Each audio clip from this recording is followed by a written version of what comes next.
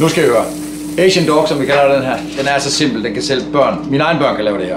Det er jo sådan lidt sådan en slags asiatisk type hotdog. Et lille stykke frisk risdejspapir, det er det, du sikkert kender fra forårsruller, hvor det bliver frityrestegt. Det bruger vi ikke på den her måde her. Her bruger vi sådan set den rå dej, som man lige piller fra hinanden sådan her. Op på brættet. Pølsen, den kommer på tullet. Her har vi nogle rigtig dejlige sommerting, altså både de hvide asparges, grønne asparges. Grønne asparges, det er jo meget nemt. Det der med knækket, det er ikke pølserne, der knækker, det er aspargeserne, I kunne høre det.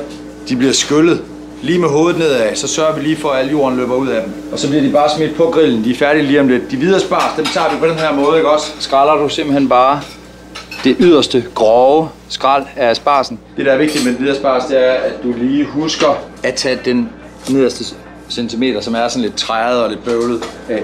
Du har grillet en pølse, den ligger her. I et par grillede asparges. Vi har en grøn og en hvid, det ser smukt ud. Du kan bare tage dem, du bedst kan lide asparges, men det der i hvert fald er helt sikkert, det er sørg nu for at få spist de asparges, når det er sæson. Den er kort, det er noget af det smukkeste, der findes. Så skal de bare grille hurtigt af på grillen, se som de får sådan nogle grillmærker som her. Lidt olivenolie, salt og peber, en lille smule koriander. Så laver man den her. Og så kører vi bare baglæns. Voilà. Mega simpelt. En hotdog kan være fantastisk, men der skal noget til.